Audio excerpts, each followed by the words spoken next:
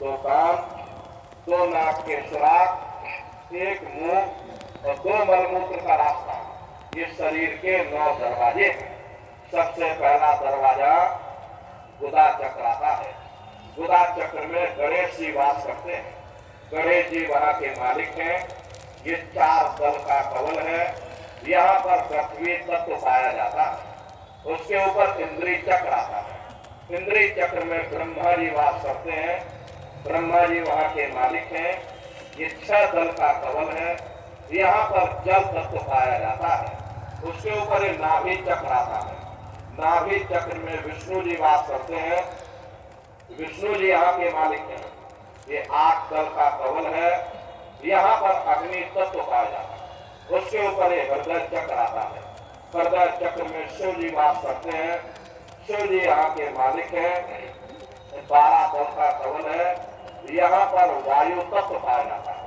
अरे वास तो वो ऊपरी मंडलों में, ऊपरी लोकों में वास करते हैं, लेकिन उनका प्रकाश, उनकी किरणें इन चक्रों पर फैलती हैं। तो उसी के ऊपर देखो एक कंठ चक्र आता है। यहाँ पर आद्याम महाशक्ति की किरणें पड़ती हैं और आप सबसे ऊपर, तुम्हारी जीवात्मा सबसे ऊपर दोनों आंखों के मध्य भाग में बैठी है, जहाँ पर ये देवियां बिंदी लगाती हैं और पुरुष जहाँ पर ये टीका लगाते हैं। ये बिंदी और टीका यहाँ पर हम लोग इसीलिए लगाते हैं क्योंकि यहीं पर हमारी जीवात्मा बैठी है। प्रेमी भाई बहनों, इसी को 10वां द्वार कहा गया। अरे आप लोग रोज चौपाई गाते हो, मंगल भवन मंगल हारी, द्रवं सुदर्शरथी अजर बिहारी। इसका अर्थ जरा समझने की कोशिश करो। प्रेमी भाई बहनों, ये शरीर तुम्हारा मंगल भवन है, तुम्हें अमंगलों से बचाने वाला, तुम्हें नरकों 84 से बचाने वाला ये पंच भौतिक शरीर ही तुम्हारा मंगल भवन है। इस मंगल भवन के 10 दरवाजे हैं और 10वें दरवाजे पर ये अजर बिहारी यानी कि तुम्हारी जीवात्मा बैठी है और यहीं पर बैठ करके जीवात्मा अपने प्रकाश को 9 द्वारों में फैलाती है, जिससे तुम्हारा ये शरीर चलता है, तुम्हारे हाथ चलते हैं, तुम्हारे ये पैर चलते हैं। तो जब आप भजन करोगे, उस घंटे और शंख की आवाज को सुनोगे तो उस आवाज में चुंबक है। वो आवाज आपको अपनी ओर खींचेगी और जब खिंचाव होगा तो जीवात्मा का फैला हुआ प्रकाश 9 दरवाजों से समझ करके यही 10वें दरवाजे पर इकट्ठा हो जाएगा। और जैसे ही सारी शक्ति, सारी चेतना सिमट करके यहाँ पर इकट्ठी हुई तो शब्द क्या काम करेगा? शब्द तुम्हारी जीवात्मा को खींच करके इस शरीर से बाहर कर देगा। फिर आप अपनी आंखों से देखिएगा कि हमारा शरीर ये है, हम ये करें।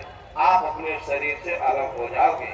जैसे चिड़िया होती है, चिड़िया घोंसले से निकल करके आसमानों की उड़ान भरती है और फिर अपने घोंसले में वापस आ जाती है। ऐसे ही तुम्हारी ये जीवात्मा, प्रेमी भाई बहनों, इस घोंसले से निकल करके ब्रह्मांडों की सैर करेगी, देवी देवताओं के दर्शन करेगी, भगवान राम के दर्शन करेगी, भगवान कृष्ण के दर्शन करेगी और घूम करके फिर अपने शरीर रूपी घोंसले में वापस चली आएगी। प्रेमी भाई बहनों, ये ब्रह्मा विष्णु महादेव जिनकी सारी दुनिया पूजा करती है, अरे आप सभी लोग ब्रह्मा विष्णु महादेव की पूजा करते हो।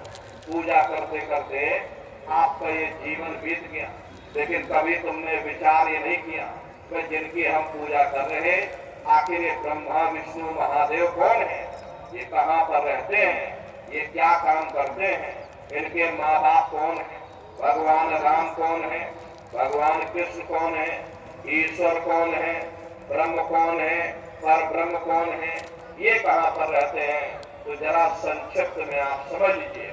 प्रेमी भाई बहनों, जब आप भजन करोगे तो घंटे और शंख की आवाज को सुनोगे तो उसी घंटे शंख की आवाज को पकड़ करके ये जीवात्मा ब्रह्मांडों की चढ़ाई करती है। पलक झपकते है जीवात्मा खरबों योजन ऊपर चली जाती है। ये चांद सूरज सितारों को पार करने के बाद में सबसे पहले जो आपको लोक मिलेगा उसे महात्माओं ने शिवलोक कहा। शिवलोक तमोगुणी स्थान है, वहाँ के मालिक शिव जी हैं। वो पार्वती जी के साथ उस लोक में विराजमान है। चैतन्य धार जो ऊपर से नीचे आ रही, जिसे महात्माओं ने गंगा कहा, वे अपना केंद्र बिंदु शिवलोक को बनाती है। इसीलिए शिव जी की जटा में ये गंगा दर्शाई जाती है। इस लोक में असंख्य जीवात्माएं रहती हैं। ये सभी जीवात्माएं शिव स्वरूप में मौजूद होती हैं। जब आप वहां पहुंचोगे, शिव जी का जब दर्शन करोगे, तो आपका स्वरूप भी शिव के समान यानी शिव स्वरूप हो जाएगा।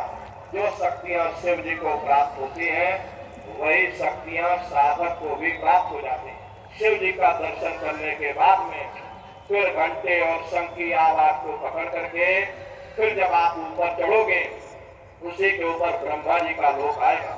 ब्रह्मा जी का लोक वो रजोगुणी स्थान है। वहाँ के मालिक ब्रह्मा जी हैं। वो गायत्री, सावित्री और सरस्वती के साथ उस लोक में विराजमान है। और ब्रह्मा जी का दर्शन करने के बाद में फिर घंटे शंख की आवाज को पकड़ करके फिर जब आप ऊपर चढ़ोगे, उसी के ऊपर विष्णु लोक आएगा। विष्णु लोक वो सतोगुणी स्थान है। वहाँ के मालिक विष्णु जी हैं। उनका बड़ा मनमोहक स्वरूप है। उनकी 4 भुजाएं हैं और चारों भुजाओं में शंख, गदा, पद्म और चक्र सुशोभित हैं। और आप क्षीर सागर में लक्ष्मी जी के साथ विराजमान हैं।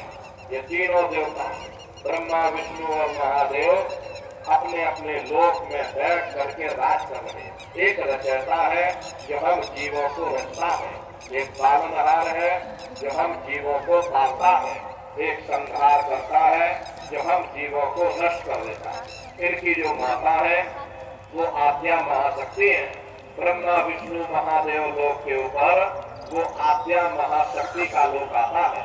उसी को देवी दुर्गा का लोक कहा जाता है। उसी लोक को पार करने के बाद में सबसे पहला देश आपको मिलेगा, या यूं कह लीजिए कि पहली राजधानी आपको मिलेगी, जिसे महात्माओं ने सहस दल कवल कहा। वहाँ के जो मालिक हैं वो निरंजन भगवान हैं। ये ब्रह्मा, विष्णु, महादेव ये निरंजन भगवान के ही पुत्र हैं। और ये आद्या महाशक्ति देवी दुर्गा ये निरंजन भगवान की अर्धांगिनी है।